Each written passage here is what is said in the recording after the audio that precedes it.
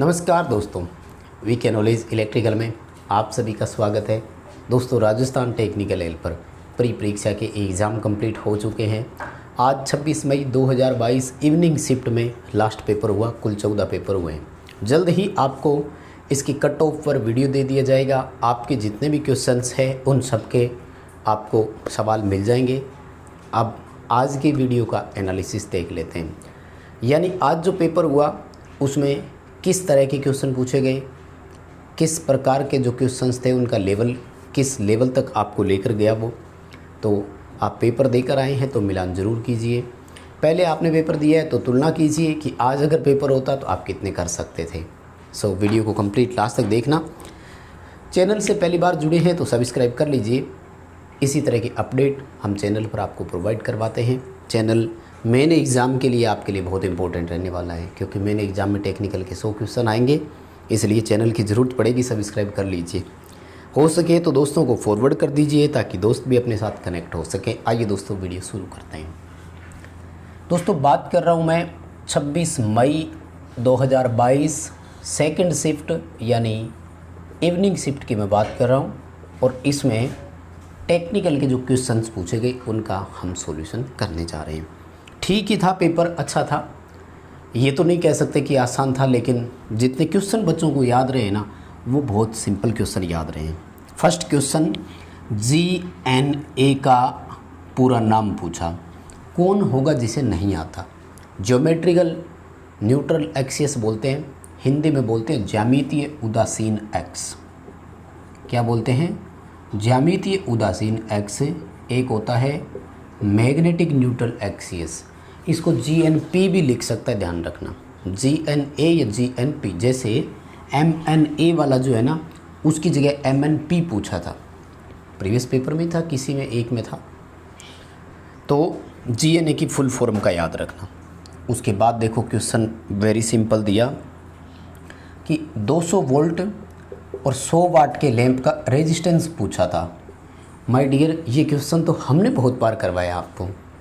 अगर आप हमारे साथ जुड़े हुए हैं, हमारी वीडियोस देखते हैं, तो इस तरह के क्वेश्चन तो मैंने बहुत बार करवाए रेजिस्टेंस के लिए। सेम यही 100 वाट 250 वोल्ट लैंप है, 200 वोल्ट लैंप का V²/P है ना। तो 200 × 200 बटे 100 करेंगे, 400 ओम रेजिस्टेंस आ जाएगा, है कि नहीं। यही क्वेश्चन आए थे ना। लाइक कर देना, कमेंट करके बता देना कि जी यही थे, और जी यही ऑप्शन था और यही उत्तर मैं करके आया हूँ। इतना श्योर करो ताकि पता लगे कि आपका पेपर रहा कैसा।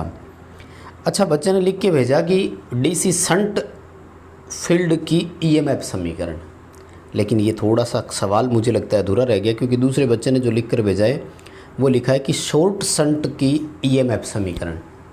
तो मैं उसी को सही मानूंगा, शॉर्ट शंट वाले, क्योंकि शंट फील्ड की EMF समीकरण ये तो कोई क्वेश्चन ही नहीं हुआ है ना। शॉर्ट शंट जनरेटर है, इसकी EMF समीकरण पूछी थी, यानी मतलब इंड्यूस वोल्टेज के बारे में पूछा होगा।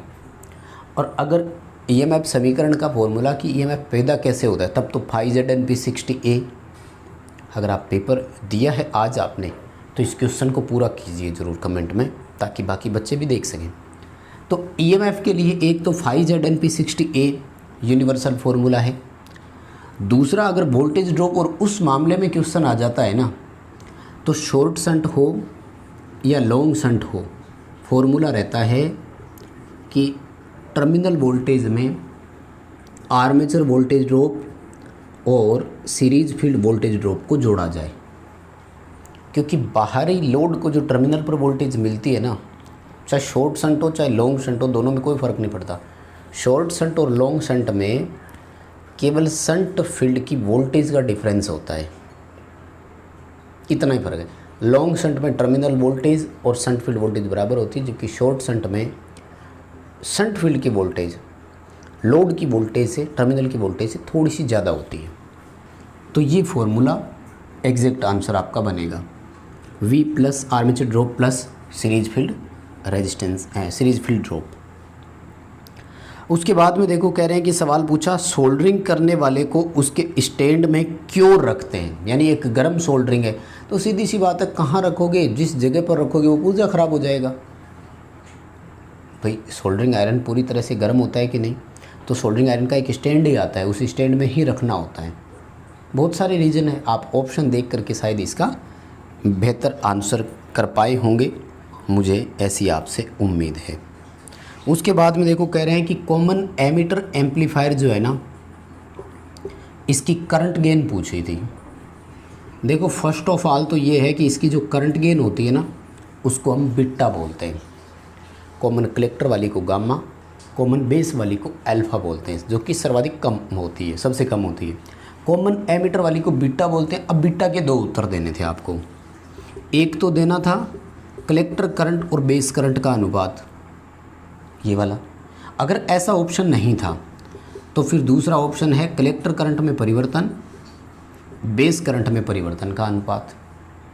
और उसके बाद में वो अल्फ़ा बीटा वाला अगर रिलेशन है तो बीटा बटे 1 माइनस अल्फ़ा बटे 1 माइनस अल्फ़ा। ठीक है, बीटा के लिए 3 फॉर्मूले थे, तीनों में से कौन सा ऑप्शन में था, आप कौन सा करके आए हैं, प्लीज़ एंश्योर ज़रूर कीजिए। ठीक है, आगे आइए ज़रा सवाल क्या पूछा आपसे। इसमें बहुत सारी ऐसे है, देखो बच्चों ने लिख करके भेजा है तो क्या चीज़ें थोड़ी सी कम समझ में भी आ रही है। ठीक है, 6 ओम, 18 ओम और 36 ओम के 3 प्रतिरोध समांतर में है। अब बच्चे ने इतना ही लिखा है, ये नहीं बताया कि इसमें क्या पूछा था। मुझे लगता है अगर क्वेश्चन पूरा नहीं लिख रहे तो टोटल प्रतिरोध ही पूछा होगा, इसीलिए पूरा नहीं लिखा। निकाल सकते हो ना, 1/R1 plus 1/R2 plus 1/R3 से करना, उत्तर 6 ओम से कम आना चाहिए। कर दोगे क्या? आओ इधर मिलान कर लेते हैं, है ना। एलसीएम 36 आ जाएगा, ये आएगा 6, ये आएगा 3, ये आएगा 1, है ना।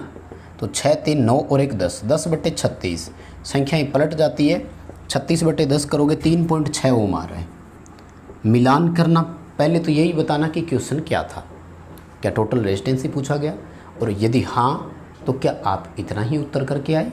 ये चीज़ें ज़रूर मेरे को मिलान करवा दिया करो। ठीक है, उसके बाद में देखो सवाल पूछा, इंसुलेशन प्रतिरोध का मापन किससे करते हैं।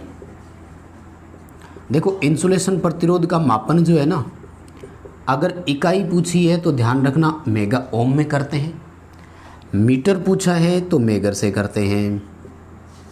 मेगर मूविंग कॉइल प्रकार का यंत्र होता है, 500 वोल्ट के आसपास लगभग डीसी देता है। मेगा ओम में उच्च प्रतिरोध का मापन करते हैं इससे, यानी रोधन प्रतिरोध या उच्च प्रतिरोध, दोनों में से जो भी ऑप्शन हो आप कर सकते थे। ठीक है, पेपर अच्छा था, समय लग रहा था, ऐसी बात नहीं है कि आप बिना सोचे समझे आंसर कर पा रहे थे। ठीक है, देखो 7th क्वेश्चन की तरफ बढ़ते हैं। कुछ तो क्या बच्चों ने जैसे फ़ोटोज़ भेजी ना, वैसे ही मैंने उठा ली है तो कम समझ में आ रहा है। हाँ, बैटरी में AH रेटिंग कैसे बढ़ाएंगे, एम्पियर आवर रेटिंग कैसे बढ़ेगी। तो सिंपल सी बात है, अगर सेल समांतर संयोजित होंगे तो एम्पियर आवर रेटिंग बढ़ जाएगी। अगर वोल्टेज को इंक्रीज़ करना था तो क्या करते, श्रेणी क्रम में जोड़ देते। ठीक है, उसके बाद में कह रहे हैं कि सर एक और सवाल पूछा जिसमें 200 ओम प्रतिरोध दिया हुआ था, 100 वोल्ट की सप्लाई दी हुई थी, धारा पूछी गई, तो I बराबर V/R करना है। वोल्टेज 100, प्रतिरोध 200 ओम, करंट हो गया 0.5 एम्पियर।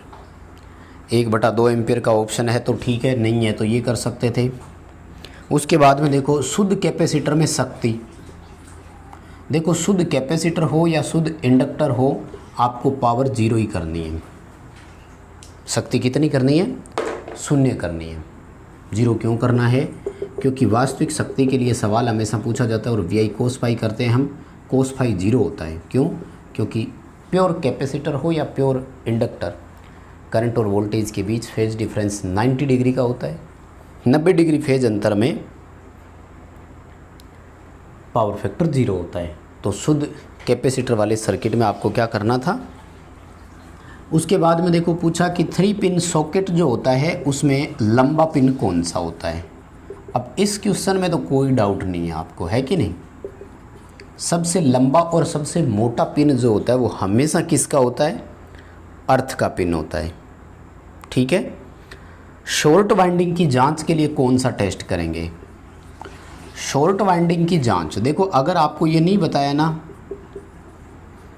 कि वाइंडिंग एसी है या डीसी है तो बहुत सारे ऑप्शन हैं। First of all Growler short कुंडली की जांच कर सकता है। इसके अलावा शॉर्ट कॉइल की जांच आप ओम मीटर से भी कर सकते हैं। इसके अलावा आप सीरीज टेस्ट लैंप मेथड से भी कर सकते हैं। इसके अलावा एक वोल्टेज ड्रॉप विधि भी आती है, उससे भी कर सकते हैं। इस 11वें क्वेश्चन में क्या क्या ऑप्शंस थे, अगर आपको याद आता है तो मुझे कमेंट करके ज़रूर बताना। ठीक है। उसके बाद में देखो रोटर ईएमएफ की फ्रीक्वेंसी का सवाल पूछा। अब देखो भाई, रोटर ईएमएफ की आवृत्ति जो है ना उसका क्या था, बच्चे ने पूरा नहीं बताया। न्यूमेरिकल पूछा है तो फिर S इंटू एफ होता है, स्लिप इंटू सप्लाई फ्रीक्वेंसी। अगर इसका मान पूछा है तो स्टार्टिंग में यानी स्टैंड स्टिल कंडीशन में सप्लाई फ्रीक्वेंसी के बराबर होता है। रनिंग में इसका मान बहुत कम होता है क्योंकि मोटर में स्लिप कम होती है। रोटर फ्रीक्वेंसी स्लिप पर डिपेंडेंट होती है और रनिंग में नो लोड पर अगर मोटर चल रही है तो स्लिप 1% से भी कम होती है। तो आप इसका ये उत्तर कर सकते थे। ठीक है। और इसके अलावा देखो सवाल पूछा कि जो प्रेरक होते हैं उनमें वोल्टेज करंट से कितना लीड करता है। वोल्टेज आगे होती है, नो डाउट, कोई दिक्कत नहीं है। अब इसमें ये तो लिखा नहीं कि शुद्ध सर्किट है कि नहीं है, लेकिन ऑप्शन के हिसाब से देखो 270, 180, 15, 45 और 90, तो फिर आपको 90 डिग्री ही करना था। ठीक है। वोल्टेज 90 डिग्री आगे, धारा 90 डिग्री पीछे, कोई डाउट नहीं था इस क्वेश्चन में। बस 90 डिग्री का आपको तो उत्तर कर देना था और इसमें कुछ भी नहीं है। भारत में एसी आवृत्ति की फ्रीक्वेंसी पूछी गई। एसी आपूर्ति जो होती है ना, उस आपूर्ति की आवृत्ति पूछी है, एसी सप्लाई की फ्रीक्वेंसी। तो एसी सप्लाई की फ्रीक्वेंसी इंडिया में कितनी है? 50 हर्ट्ज। और भी बहुत सारे दोस्तों क्वेश्चन है, लेकिन ऐसे ही क्वेश्चन है तो ज़्यादा उस पर समय देने की ज़रूरत नहीं है।